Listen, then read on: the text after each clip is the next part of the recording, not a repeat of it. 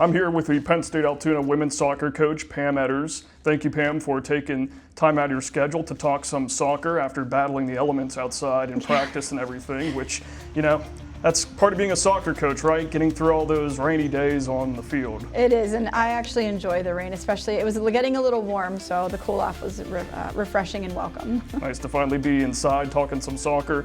So you've been with this program, since 2005, when you started as an assistant coach and then became head coach in 2010. So you've been here for a while. What about Penn State Altoona's culture and Penn State Altoona women's soccer has had you staying all these years? Yeah, well, I mean, I'm a Penn State grad, so obviously I would say it's not just Penn State Altoona culture, but Penn State in general. I definitely am somebody that bleeds blue and white, and I was given the opportunity by a friend of mine who started the program here. He had known me all through high school. I'm from Altoona. And at the time I was playing in the WPSL, and he was like, hey, would you want to give coaching a try? And I was like, sure, why not? Let's see what this is all about. And I was sort of ready to pivot into doing something more like this. So, and you know, 20 years later, I think that it's just been fun to grow the program, to see the support of the administration continue to grow for athletics throughout the years. And the bottom line for me is I just love soccer. I love the sport. I love working with young people. I appreciate an opportunity to be more of a mentor for them because this is a part-time job for me. So as a professional and as an executive, I feel like it's a great balance for me personally, but also I have something to sort of offer them in a mentor role as well.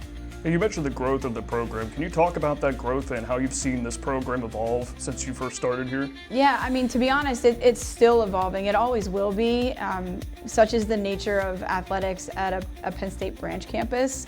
But we've had great years where we've had strong four-year student athletes, and we've had some years where we've seen a lot of turnover, and it's sort of ever evolving for us, you know. So we've won championships, and we've had years where we've won 3 matches.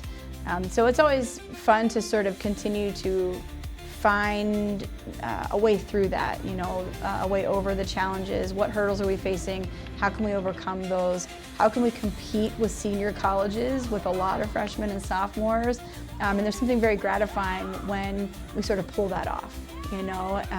We've worked hard the last couple of years to recruit soccer players, and that sounds silly, it sounds obvious, but in our recruiting message we've basically told girls, like, we're looking for girls that soccer is critical to them, it's important to them, and that's allowed us to see the program sort of rise pretty quickly into a program that's going to be in the playoffs regularly and hopefully contend for a title. So.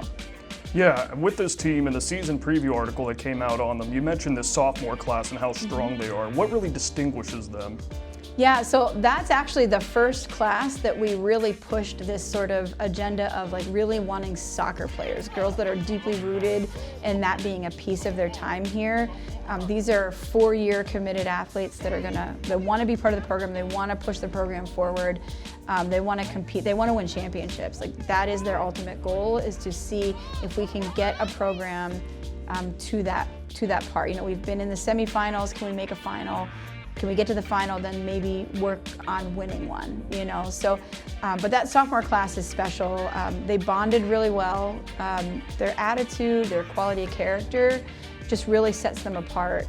This is maybe my favorite team I've ever coached, just in the nature of like who the girls are, how they represent themselves, how much they care about each other and the development of the program, and respect the coaching staff and respect the game in general. So, and they're a big piece of that leadership.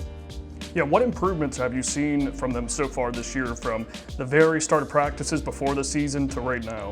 Yeah, I mean, I'm gonna actually go back a year to when the sophomore class was freshmen.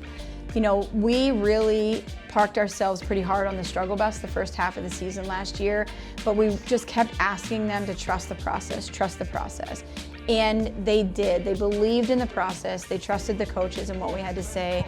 And we went from the first half of the season not winning a game to winning all the way through the semifinal and losing to a team that we had lost 7-0 the previous year by a score of 2-1. And so the growth was it was tangible. It was there. You could feel it. It was obvious. And so our challenge was to maintain that momentum in the off season, and then have that sophomore class sort of bring the freshmen up to speed kind of quick. And that's the culture of a winning program. So there was just a tremendous amount of carryover from last year, and sort of a commitment early on from this year's freshman class to the standard that those upperclassmen wanted to hold. So we've already seen some success, and now we're hopeful that that carries through conference. Yeah, for that freshman class, you mentioned in the season preview article how they have vibrant but focused energy. Can you talk about that and how that kind of helps infuse with the team? Yeah, no, they're excited to be here, and they want to be a part of the program, but they also want to contribute to the program. So they're excited, they're motivated, they're hardworking, but they maintain their focus, and that can be a struggle. Sometimes we get caught up in practice, and we call them like giggle sessions, like where they just kind of start to laugh, and part of that is like they're enjoying themselves. That's great, but there are moments where we're like, guys, like dial it in, and they really have the wherewithal to regain their composure, and they know when to turn it on and when it's okay to relax a little bit, and they've come in ready to hit the ground running, and that's all you can ask for as a coach, is a team that's ready to be coached and that wants to improve and wants to move forward. And in practice, if you could have any athlete in the world train with your team, who do you think it would be? If you had to pick one, or maybe a couple, if any come to mind. Oh my goodness, that's a like almost impossible question to answer. I think that I'm going to cop out on this one.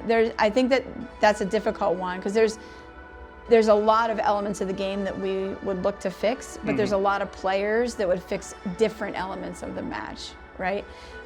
If we're looking for someone that is like ready to go, that's going to sort of be a motivator, that has a little bit of edge, Trinity Rodman, I think, would be a great one, because she's always looking to like go forward.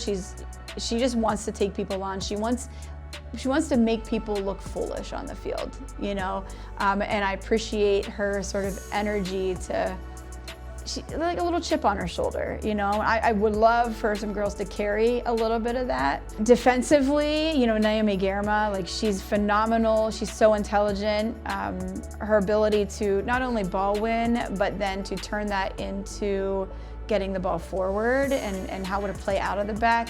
I feel like it wasn't long ago I watched a game, and they talked about the percentage of balls that she connects. We talk very often about 100%. Like, your ball out of the back needs to be 100%. You can't give the ball away from the back line. That ball has to connect to the next line at minimum, or you're skipping it. And she's somebody that connects 100%, so I think she would be fantastic. And then in the midfield, I'm going to go Penn State. I'm going to go to Sam Coffey. I love her, and I have to be true to the Penn State blue and white. She's phenomenal workhorse on the field, so I think she would be someone that would motivate them with that like Nittany Lion pride deep down, but she would know, like, defensively she could work with them. She knows how to connect front to back. She's just versatile in the midfield. So yeah, I love her energy. I think she'd be fantastic. Well, if any of them are listening, then they have an open invitation to Penn State Altoona to help train with the team. Well, that's all I have for you, Coach. Thank you very much for taking this time again, and best of luck this season. I appreciate it. Thank you.